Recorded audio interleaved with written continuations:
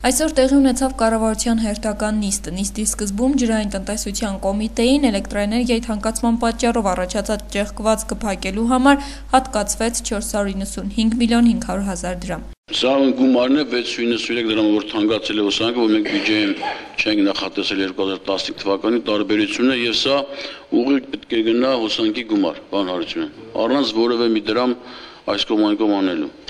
Կառավարությունը որոշում կայացրեց Տավուշի մարզպետարանին հատկացնել 130 միլիոն դրամ գազաֆիկացման խնդիրը լուծելու նպատակով։ Կառավարության մեկ այլ որոշման համաձայն Գոգավան պետական սահմանի անցման կետի շինարարական աշխատանքների իրականացման համար Լոռու մարզպետարանին կհատկացվի 899 հազար դրամ։ Ինչպես նաև կառավարությունը 3 միլիոն 443 հազար դրամ հատկացրեց Վարդուհի Վարդերեսյանի հողարկավորության հետ կապված ծախսերը փոխհատուցելու համար։ Կառավարության մեկ այլ որոշման պարտադատության Նախարարությանը հատկացվեց 33 միլիոն դրամ նոր սահմանադրության տպագրության համար։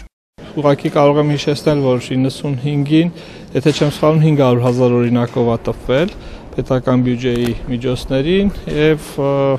կարծում եմ, որ այո, դրա անհրաժեշտությունը կա։ Սահմանադրական բարեփոխումների մասնագիտական հանձնաժողովի անդամ ազգային ժողովի աշխատակազմի ղեկավար Հրայր Թովմասյանը անդրադարձավ հարցին, թե ՀԱԿ-ի սահմանադրական դատարան դիմելու պարագայում ինչպես պետք է Գագիկ Հարությունյանը քննի հանրակրվեի լեգիտիմության հարցը, եթե ինքը սահմանադրական բարեփոխումների մասնագիտական հանձնաժողովի նախագահ է եւ ըստ էության փոփոխված սահմանադրության շահագրգիռ կողմ։ Գագիկ Հարությունյանը մասնավոր զրույցներում հայտարարել է, որ այդ դեպքում ինքը պարզապես ինքնաբացար կներկայացնի, չի մասնակցի։ Հայաստանի Հանրապետության կառավարության աշխատակազմի ղեկավար նախարար Դավիթ Հարությունյանն էլ այսօր հայտարարեց, որ աշխատանքներ են ընթանում ճանապարհորդելու քաղաքականությունը փոխելու համար։ Նախատեսվում է, որ հաջորդ տարվա փետրվար կամ մարտ ամիսներից կառավարությունը կունենա տոմսերի պատվերի կենտրոնացված համակարգ։ Հիմնական կանոնը հետևյալն է՝ բոլոր աշխատողները ուղևորվում են էկոնոմ դասի չվերթներով։ Բայց սա իհարկե չի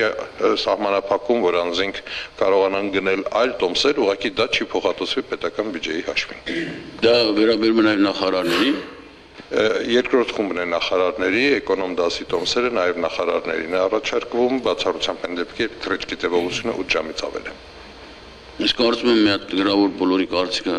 ունեցեք, հետո քննարկենք։ Կառավարության մեկ այլ որոշման համաձայն Վեդու ջրամբարի ֆինանսավորման նպատակով զարգացման ֆրանսիական գործակալության հետ 75 միլիոն եվրո արժողությամբ վարկային համաձայնագիր կստորագրվի։ Որոշման մեջ ասվում է, որ ծրագրի իրականացումը հնարավորություն կտա Արարատյան դաշտավայրում մեղմելու սակավաջրությունը, ինչպես նաև մեխանիկական ոռոգումից անցում կատարելու ինքնահոս համակարգի, ինչը իր հերթին կհանգեցնի էլեկտրաէներգիայի խնայմանը։ Վարկի մարման ժամկետը 20 տարի է, որից 6 տարին արտոնյալ։ Կառավարության նիստից հետո արտաքին գործերի փոխնախարար Շավարժ Քոչարյանը լրագրողների հետ զրույցում անդրադարձավ դեկտեմբերի 19-ին սպասվող Սարգսյան-Ալիև հանդիպմանը եւ նկատեց, որ միակ ակնկալիքն այն է, որ վերջապես Ադրբեջանին կկարողանան իրական դաշտ բերել, որովհետեւ ներկայումս Բաքուն որդեգրել է ուժային քաղաքականություն։ Այն ինչ որ սովորաբար անում են միջնորդները,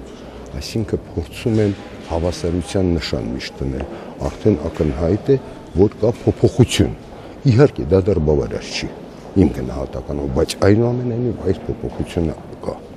Արդեն հայտարարություններում հստակ երևում է հասցեատերը եւ կարծում եմ, եթե նորից եմ կրկնում Բաքուն վերջի իրական դաշտ չգա, դա ավելի է խորանալու։